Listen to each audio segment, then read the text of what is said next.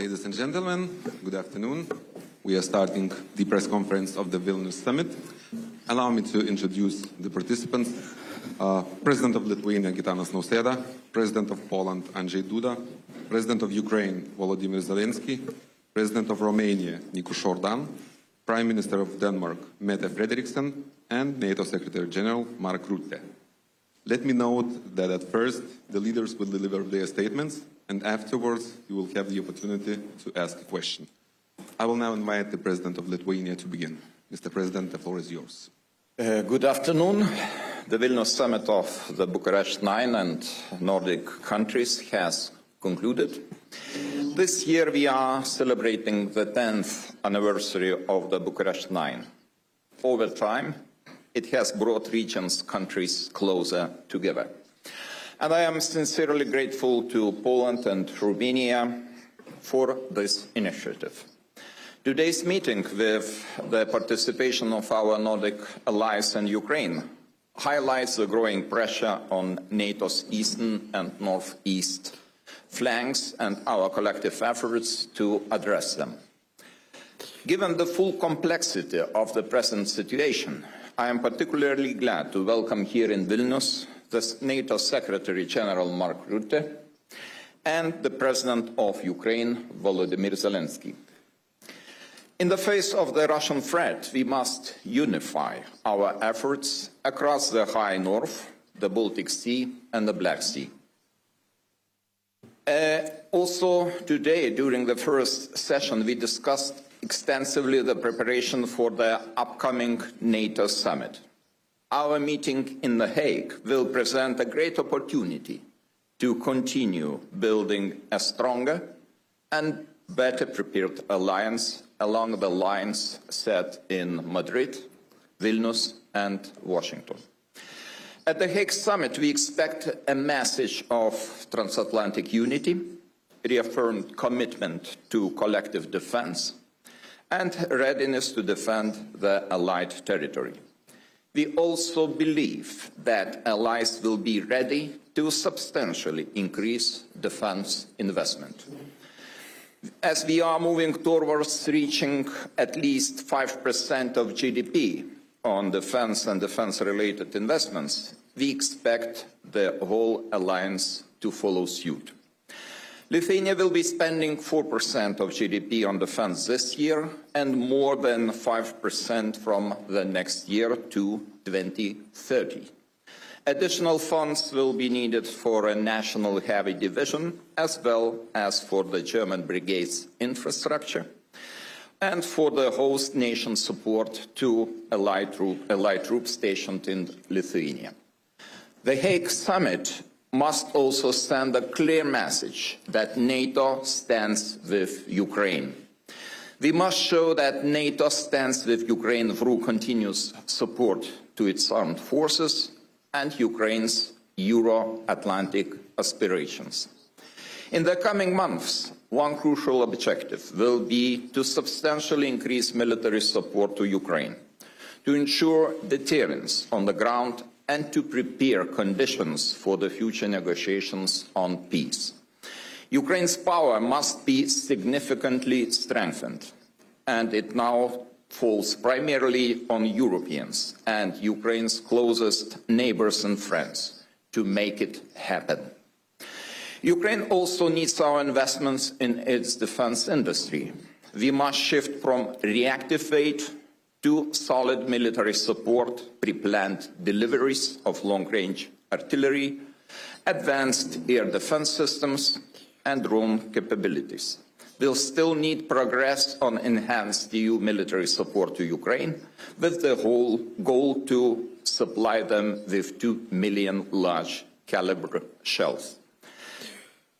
In times like these, unity is most important. Together we are strong, and I am happy that we had very productive, frank conversation with our closest friends, and I hope it will be very helpful looking forward to the Hague Summit. Thank you. Thank you, Mr. President. I will now invite the President of Poland to continue. Excellencies, ladies and gentlemen, I would like to start by thanking my friend, President of Lithuania, Gitanas Nausėda, for organizing this year's Bucharest 9 summit in the wonderful city of Vilnius. I'm also very pleased that NATO Secretary General Mark Rutte and the President of Ukraine, Volodymyr Zelensky, participated in our deliberations. Moreover, I'm glad to emphasize the involvement of representatives from the Nordic countries in our discussion. This is indeed an important step towards building an integrated northeastern NATO security space. The upcoming NATO summit in The Hague will take place in only 3 weeks, so this is an excellent moment to discuss our expectations ahead of this very important gathering. Ladies and gentlemen, we all know too well that we are facing critical threats and challenges from Russia. In response, we have to make NATO stronger, but also fairer. Having in mind Russian full-scale invasion of Ukraine and its aggressive attitudes towards the West, you must do everything to develop appropriate instruments that will deter the Kremlin's neo-imperial ambitions, especially here on the eastern flank. That is why our talks focused primarily on the urgent need to increase defense spending and on developing the production capabilities of national defense industries. I would like to recall, even before last year's NATO summit in Washington, I proposed to raise the defense spending by NATO members to the minimum level of 3% of their GDP. 3 months ago, I submitted to Secretary General Mark Rutte a request to raise this issue in The Hague. And today, I'm glad to see that we all agree on that and that our ambitions are even higher, up to 5% of GDP on defense. We hope that the allies will follow into our footsteps. Another key element of our discussions was strengthening the transatlantic relations and the strategic alliance with the USA. Among our partners in the region, there is a widespread understanding that Europe must take greater responsibility for its own security.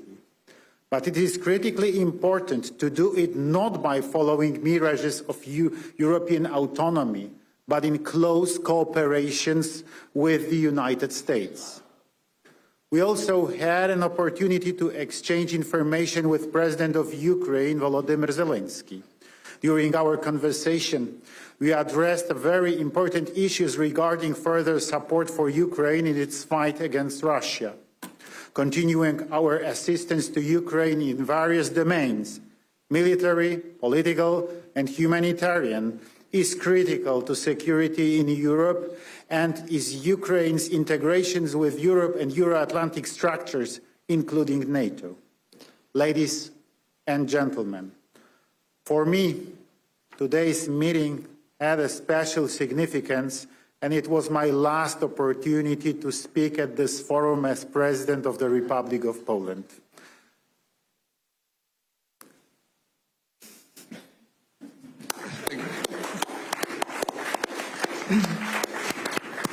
I have to emphasize that co-creating and later co-developing this format has been one of the most important and valuable aspects of my presidency. Over the past 10 years, the B9 has been an effective tool strengthening the voice of the eastern flank, countries within NATO, and helping us shape the alliance's deterrence and defense policy. I'm convinced that even after my term as President of Poland, Bucharest 9 will remain the best platform for coordinating security positions of our countries, allowing us to better manage the threats and challenges we face. Thank you. Thank you, Mr. President. Mr. President Zelensky, please deliver your statement. Thank you so much. Gitanas, Mr. President, it's important to be here in Vilnius today. Dear friends, partners, we all want the same thing: to stop the Russian war, to bring real peace, and to make security last. That's what we are all working for. First, I informed our partners about the situation at the front. We also talked about our operation inside Russia, which has seriously weakened their military. Operation Spiderweb showed that modern war really looks like, and why it's so important to stay ahead with technology. All our joint investments in drone production, all our shared battlefield experience, everything we are doing together with our partners, it's making Europe stronger. Today, we agreed with our partners on several joint decisions that will strengthen our defense even more. I thank everyone for your willingness to help. There will be new packages, there will be new investments in Ukraine's weapon production, especially drones. Ukraine can produce much more, and we see partner investments as a way to give those partners priority access to restock their arsenals after this war. Second, I thank you all for our shared view of what diplomacy needs in order to succeed. Today we see the situation clearly. If Russia turns the Istanbul meeting into an empty talk, there must be a new level of pressure, new sanctions, and not just from Europe. We need to work on joint sanctions at the G7 level, including with the United States and with everyone in the world who wants peace. It's very, very important that each of our partners supports this exact approach. Sanctions against Russia are necessary. It's important to seriously limit Russia's oil trade and its use of tankers. Sanctions, including secondary ones, tariffs and price caps, can work and push Russia toward peace. Without pressure, Putin will just keep playing games with everyone who wants this war to end. Talks in Istanbul just ended, and I'm waiting for the Minister of Mayor full report. They exchanged documents through the Turkish side, and we are preparing a new release of prisoners of the war. Third, the upcoming NATO summit can strengthen Europe's security, or if it sends the wrong signal, it will only encourage Putin. The key to lasting peace is clear. The aggressor must not receive any reward for war. Putin must get nothing that would justify his aggression. Any reward would only show him that war pays off. Geopolitical gains are just as important to Russia as money or territory. If Putin is allowed to decide who joins NATO, where NATO infrastructure can or can't be, then Russia's appetite for war will only grow. Our shared goal is the opposite: to completely end Russia's hunger for aggression. Ukraine is doing its part, and I am grateful to all partners who are doing theirs. And we must act as one united Euro-Atlantic community. The NATO summit in June is the right place and the right time to send a clear message. Russia will not get anything from this war. Strong decisions are needed. Decisions for Europe, not for Putin. We all need to work together to make this really happen, and it's doable. Thank you, everyone who helped us. Thank you so much. Thank you, Mr. Zelensky. President of Romania, the floor is yours now. For me, it's the first opportunity to participate as a president, and I've been very honored to be here, and I have to thank also to our host, very nice organization. So, Bucharest 9 started 10 years ago. It was just after Russia attacked Crimea, and at that moment it was a potential threat of Russia against European nations. And it was a proposal in order that the countries on the eastern border or eastern flank of NATO have a common voice. Now that potential threat became real, we have a war in Ukraine for more than 3 years, and all our countries faced a set of hybrid actions. So it's reality, and for us, members of Bucharest 9, and also for our Nordic allies, we have the same concerns.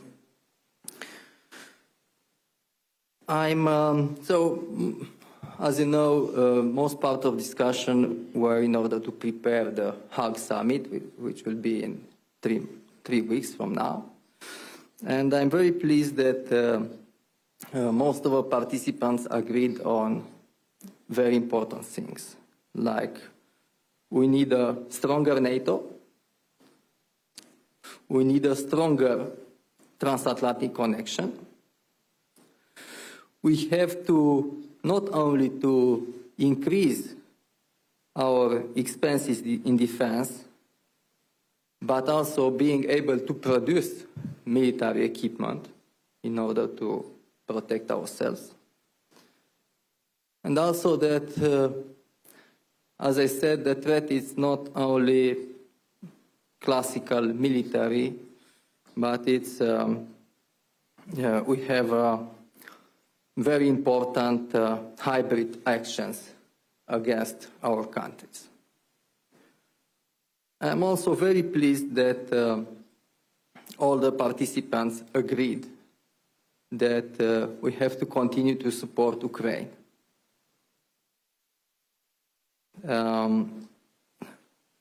As a Romanian interest, I emphasize that we have a long-term concern on the security in the whole Black Sea area, including Republic of Moldova. And I thank to our partner that they continue to support the Republic of Moldova in his European integration process. And finally, I proposed, I'm very pleased that everybody agreed that the next summit to be organized in Bucharest next year. Thank you. Thank you, Mr. President. Madam Prime Minister, it's time for your statement. Thank you. And dear Gitanas, thank you for hosting us today, and thank you for inviting the Nordic countries to join you here today in Vilnius. Today's meeting has been about one thing and one thing only: the security of our countries and the security of our continent, deterrence and defense. The threat from Russia against all of us is real, and it is serious. Russia is continuing the war in Ukraine. Putin is talking about peace during the day and bombing at night. We see a more aggressive Russia approach in the Baltic Sea region. And it is assessed by the Danish Defense Intelligence Service that Russia sees itself in conflict with the West and is preparing for war against NATO. It is therefore crucial that we take bold and necessary decisions at the NATO summit in The Hague in only 3 weeks from now. In my mind, and what we have discussed today, there's only one way forward. We need to invest massively in our collective security, all of us, and we need to do it fast. NATO is by far the strongest military alliance in history. And so our starting point must be to focus on what is needed to continue to be so, to secure deterrence and our ability to defend ourselves. But I have to say that Russia is not deterred merely by us agreeing on a new defense spending target. We need to deliver actual capabilities, and we need to do it fast. We must make sure that NATO always has the full range of capability necessary to deter and to defend against any threat against our countries. And at the same time, we need to continue our strong and steadfast support for Ukraine's brave fight for freedom. Let me be very frank, we have to donate what is needed on the battlefield. We had to provide more financing for arms production directly going into Ukraine. We already have a mechanism that works. And I think we have to implement stronger sanctions against Russia. It goes for the Shadow Fleet. Recently, we listed almost 200 additional vessels from the Russian Shadow Fleet, but more have to come against the Shadow Fleet, against Russian banks, financial sector. And I think we have to end any remaining dependency on Russian energy, including oil, gas, and nuclear energy. And to add one more thing, lower the oil cap. I think all that on the table would put the necessary pressure on Russia to get to the table and actually negotiate on peace. And why is that? Because Ukraine deserves peace. But the peace must be comprehensive, it must be just, and it must be lasting. And it has to respect the sovereignty and territorial integrity of Ukraine.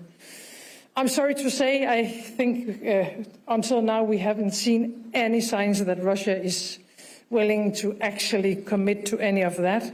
So our key task at the moment has to be to put Ukraine in the strongest possible situation and position on the battlefield and or at the negotiation table.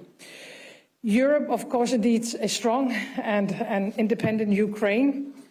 I believe that once again the coming month will be paramount, and we haven't got much time, and therefore we need commitment to take the right decisions on behalf of all Europeans now. Thank you. Thank you so much. Mr. Secretary General, the floor is yours. Thank you, President Noseda, dear Gitanas. Thank you for hosting the B9 Nordic Summit here in Vilnius. It is a pleasure, always a pleasure to be back here in Lithuania. Lithuania is a staunch ally and continues to lead by example. You invest more than 4% of GDP in defense this year, and I welcome your plans to spend between 5 and 6% starting from next year. I think this sends an incredibly powerful message of commitment to our collective defense. And it also sets an example for our other allies. On this stage and in our meetings today, it is clear that the commitment to collective defense is strong. We have had a productive day of meetings as we continue to prepare for the summit in The Hague. We are facing the most dangerous security environment in decades. Russia's war of aggression continues, terrorist threats persist. We are not at war, but we are not at peace either. So we must continue to strengthen our deterrence and defense.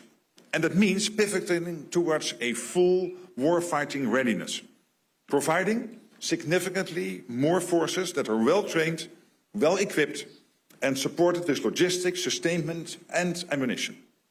We continue to count on the B9 and our Nordic allies to play a key role in these important efforts.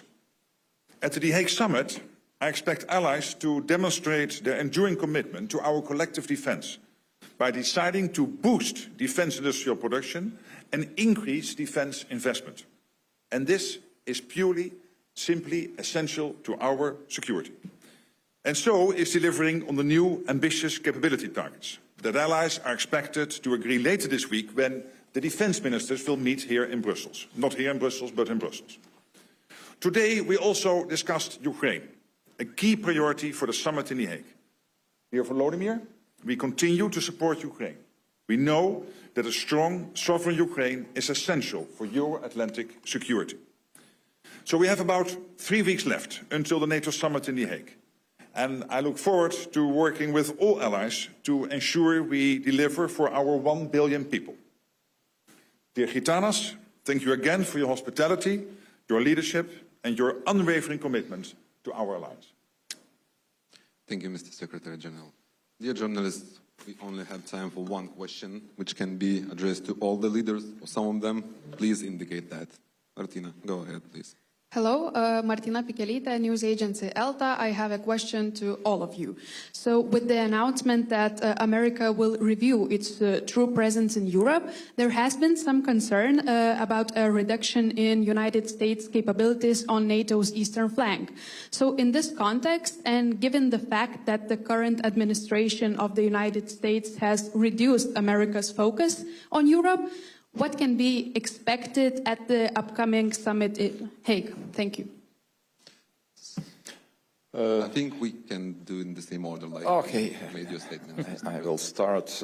You know, I don't want to base my assumptions on the rumors. I would trust official information about the possible reduction of United States presence in Europe. So far, we have 1,000 US soldiers standing shoulder to shoulder with the soldiers of Germany, Norway, and other EFP countries. And we are ready to provide all necessary conditions even to increase this number, if there would be political will from the new American administration. So far, we are working on a broad range of activities, and I would like to remind you, last week, 100 meters from here, in the Cathedral Square, the Chancellor Friedrich Merz inaugurated the German brigade. Full-scale brigade will be deployed in Lithuania until 2027. And we are progressing on the all necessary infrastructure for German soldiers here. And those are my assumptions right now. So we are highly interested that United States focus on Europe remains, because this is a very important element of our collective security. And I hope that the Hague Summit will bring very positive news to this field. Thank you. Mr. President Duda, what would be your answer to the question? I can only answer that I had a few opportunities to talk with President Trump during last 6-7 months. I talked also with his secretaries, especially with Secretary Hexet. And I have no information about any ideas of withdrawing American military forces, U.S. Army forces from our part of Europe, from eastern flank. So this is my answer. President Zelensky, can you please give your views, or you can just... He refers to me now. No, but then maybe we should... About NATO, switch it's as important to hear from you. Okay, no, but let me be very straightforward here. Since January, I get 2 questions from European allies. Question 1 is the US still committed to NATO? The answer is yes. Committed to NATO, committed to Article 5, and this has been many times repeated by President Trump in many meetings. So my only suggestion to many European colleagues is put on your television so that you can hear him say this. Don't ask me, he's very clear about this. But there is an expectation. The expectation is that we are going to spend more, because we need to spend more for our defense. But also it is because it is fair to equalize our spending with the spending the US is doing currently. Second question, but then they will stay, Mark, but they might withdraw their troops all of a sudden. And exactly as President Duda is saying, there's absolutely no indication of this.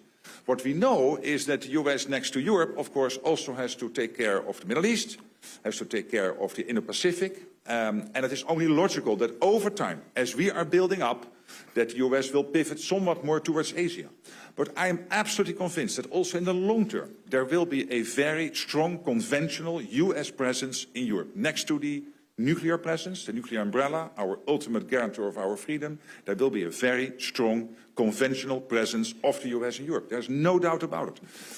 Now, basically referring back to what the 2 other speakers have been saying. Thank you. President Zelensky? I agree with Mark. Good answer. President of Romania, please. Yes. So, first of all, the United States presence in the eastern flank of NATO is extremely important for us, for all of us. So, as I said, we have to strengthen the transatlantic connection. And on this regard, it's very, very important, our commitment on 3.5 plus 1.5. And I hope that we will take that decision in Hague. Thank you. Madam Prime Minister, Fine. you have nothing to add. All right, so I would like to thank all the leaders. I would like to thank all the journalists. So much. Our press conference is over. Thank you.